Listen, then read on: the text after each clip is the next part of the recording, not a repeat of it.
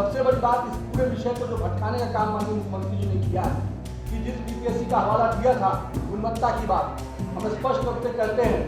कि आपने दो बार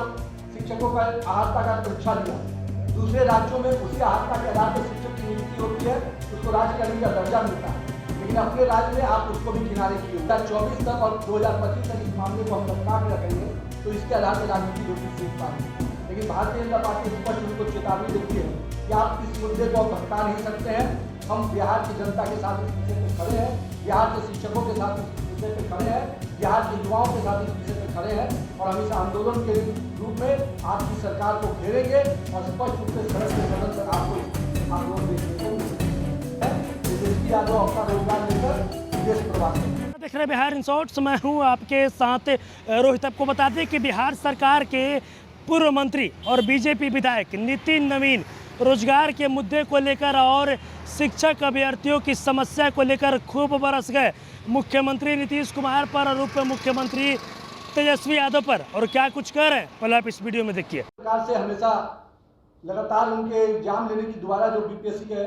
बात आ रही है, मेरा मानना है कि अभी तक जितने बड़े पैमाने पर शिक्षक अभ्यर्थियों को एग्जाम देने का आवेदन देना चाहिए था, उन लोगों ने नहीं देकर स्पष्ट रूप से अपना विरोध दर्ज किया है और 11 तारीख को उनका भी प्रदर्शन होने जा रहा है। तो कहीं ना कहीं इस सरकार को अब सड़क पर घेरने की तैयारी शुरू हो गई है। निश्चित रूप से हम सब साथ में आएंगे। हम बिहार के युवाओं को रोजगार देना चाहते हैं। तेजस्वी यादव अपना रोजगार लेकर विदेश प्रवास पर हैं। मुख्यमंत्री नीतीश कुमार जो लगातार बिहार के युवाओं को ठगने का काम कर रहे थे और आज सरकार के बनने के पूरे 10 महीने होने जा रहे हैं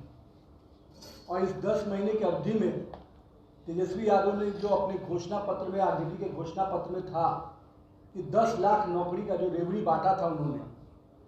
आज बिहार की जनता और बिहार का युवा उनसे इस पर हिसाब चाहता है कि पिछले 10 महीने में 10 लाख में आपने कितनी नौकरियां दी। जो पहले ही कैबिनेट से कहा था कि हम 10 लाख नौकरियों की हस्ताक्षर करेंगे, उसके बाद कम से कम हर महीने 2 कैबिनेट और इसके हिसाब से चोरी तो 20 से अधिक कैबिनेट हो चुके होंगे, पर 20 कैबिनेट में भी 10 लाख नौकरी का सिग्नेचर नहीं हो पाया। ये तेजस्वी यादव की नाकामी दिखती है और बहुत स्पष्ट है, उन्होंने अपने लिए तो रोजगार उत्पन्न कर लिया पर बिहार के युवाओं को रोजगार देने का जो वादा किया था वो पूरी तरह से वादा खिलाफी दिख रहा है। साथ ही साथ पिछले वर्ष आपने देखा था कि 15 अगस्त को माननीय मुख्यमंत्री जी जो पहले कहे थे कि 10 लाख नौकरी का खजाना में से पैसा कहाँ से आएगा, जब तेजस्वी यादव ने विषय उठाया था, और अब 15 अगस्त को माननीय मुख्यमंत्री जी ने कहा कि नहीं मैं 10 नहीं 20 लाख नौकरी दूंगा। तो माननीय मुख्यमंत्री जी, आपको बिहार के युवाओं को बताना चाहिए कि 10 महीने में आपने कितनी नौकरियां दी 20 लाख में, और आने वाले कुछ और महीने जो आपके सरकार के बचे हैं उसमें आपके नौकरी देने का क्या रोड मैप है, क्योंकि पूरी तरह से बिहार के लोगों को आपने लटकाने का, भटकाने का काम किया है। और मेरा ये मानना है कि जिस प्रकार से अभी शिक्षकों के विषय पर, युवाओं के रोजगार के विषय पर हम लोगों ने आंदोलन का तिथि तय किया है, 13 जुलाई को पूरी तरह से विधानसभा मार्च में हजारों की संख्या में बिहार के लोग आने वाले हैं। मुख्यमंत्री जी, ये स्पष्ट रूप से भाजपा की आपको चुनौती है कि 13 तारीख के पहले आप रोड मैप बताइए, नहीं तो भाजपा के कार्यकर्ता और बिहार की जनता आपको घेरने का काम करेगी। क्योंकि जिस प्रकार से आप लगातार एक गैंग बनाकर इस देश में, इस राज्य की जनता की चिंता को छोड़कर इस राज्य की जो स्थिति है, चाहे वो अराजकता की सरकार चल रही हो, चाहे लॉ एंड ऑर्डर का विषय हो, चाहे डेवलपमेंट का विषय हो, किसी पर उनका ध्यान नहीं है और ध्यान केवल एक ही विषय पर है, कैसे हम देश के प्रधानमंत्री बन जाए, और दूसरे व्यक्ति का ध्यान में है कैसे हम राज्य के मुख्यमंत्री बन जाए। तो बिहार की जनता आपको देख रही है और 13 मार्च को जहां एक नियोजित शिक्षकों को राज्यकर्मी के दर्जा का विषय पर और 10 लाख युवाओं के नौकरी के विषय पर ये विधानसभा मार्च होने जा रहा है, उसके पूर्व इस सरकार को हम चुनौती देते हैं कि माननीय मुख्यमंत्री जी, अगर आप उसके पहले रोड मैप नहीं तय करते हैं, उसके पहले आप निर्णय लेते हुए नहीं दिखते हैं, तो सड़क से सदन तक भारतीय जनता पार्टी आपकी सरकार को तो घेरेगी ही और जनता के इस मुद्दे को पूरी तरह से सरकार के खिलाफ एक जबरदस्त विरोध का एक प्रदर्शन आपको देखने को मिलेगा। साथ ही साथ जिस बीपीएससी के माध्यम से एग्जाम की चर्चा माननीय मुख्यमंत्री जी और उनके शिक्षा मंत्री ने की है, वो स्पष्ट रूप से दिख रहा है कि शिक्षा मंत्री और उनका विभाग तो किस स्वरूप में काम कर रहा है वो आप देख ही रहे हैं कि एक मंत्री को उसके आप सचिव को हटाया जाता है, आप सचिव प्रधान सचिव उसके आप सचिव को हटाते हैं। तो इतना दुर्भाग्यपूर्ण क्षण जिस शिक्षा विभाग में मंत्री और प्रधान सचिव में ही नहीं पटे, वो विभाग का क्या स्थिति है वो आप समझ सकते हैं। और उस विभाग के दृष्टि से जो इस परिस्थितियां बनी है कि आज बिहार में शिक्षा व्यवस्था पूरी तरह चौपट है। शिक्षकों के विषय को जो गंभीरता से चर्चा होनी चाहिए थी, किसी विषय पर सरकार की चिंता नहीं है, किसी भी स्तर पर उनसे कोई चर्चा नहीं हुई। कई समस्याएं रही हैं शिक्षकों की, उन विषयों पर माननीय मुख्यमंत्री जी तो सुनना तो दूर, वर्तमान के जो शिक्षा मंत्री हैं वो भी दूसरे काम में लगे हुए हैं। और सबसे बड़ी बात, इस पूरे विषय को जो भटकाने का काम माननीय मुख्यमंत्री जी ने किया है कि जिस बीपीएससी का हवाला दिया था गुणवत्ता की बात, हम स्पष्ट रूप से कहते हैं कि आपने 2-2 बार शिक्षकों का अहर्ता का परीक्षा लिया।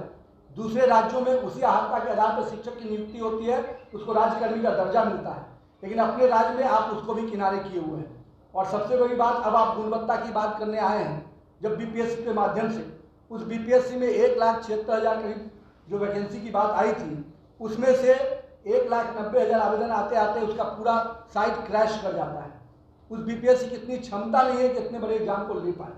केवल मुख्यमंत्री जी ने दबाव देकर उस बीपीएससी को राजी कराया है, जिसका स्पष्ट रूप से है कि बीपीएससी को एक साल में जो उसकी अपनी क्षमता का सिस्टम है वो 20,000 से कम लोगों को नौकरी लेने का है। अब उसे आप उम्मीद करिए कि 2 लाख लोगों को नौकरी देने का, तो कहीं ना कहीं उनका सिस्टम तो क्रश करेगा ही। और माननीय मुख्यमंत्री जी जानते थे इस सारी बात पर, फिर भी उन्होंने इसको भटकाने का काम किया, लटकाने का काम किया, क्योंकि उनको मालूम है कि 2024 तक और 2025 तक इस मामले को हम लटका के रखेंगे तो इसके आधार पर राजनीति रोटी सेक पाएंगे। लेकिन भारतीय जनता पार्टी स्पष्ट उनको चेतावनी देती है कि आप इस मुद्दे को अब भटका नहीं सकते हैं। हम बिहार की जनता के साथ इस विषय पर खड़े हैं, बिहार के शिक्षकों के साथ इस विषय पर खड़े हैं, बिहार के युवाओं के साथ इस विषय पर खड़े हैं, और हम इस आंदोलन के रूप में आपकी सरकार को घेरेंगे और स्पष्ट रूप से सड़क से सदन तक आपको इसकी आक्रोश देखने को मिलेगा।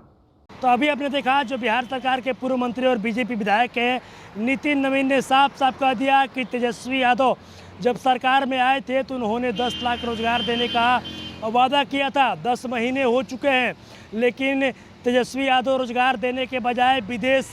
प्रवास पर घूम रहे। और वही नहीं, नितिन नवीन साफ साफ पूछते नजर आ रहे हैं बिहार सरकार से और मुख्यमंत्री नीतीश कुमार से कि आखिर रोजगार देने को लेकर बिहार सरकार का रोड मैप क्या है, बिहार सरकार अपना रोड मैप बताए। और वही नहीं, नितिन नवीन ने साफ साफ कह दिया कि शिक्षक अभ्यर्थियों की समस्या को लेकर 13 जुलाई को जो बीजेपी है वो सड़क पर उतरेगी और विधानसभा मार्च करेगी। और भी क्या कुछ कहना था नितिन नवीन का आपने इस वीडियो में देखा।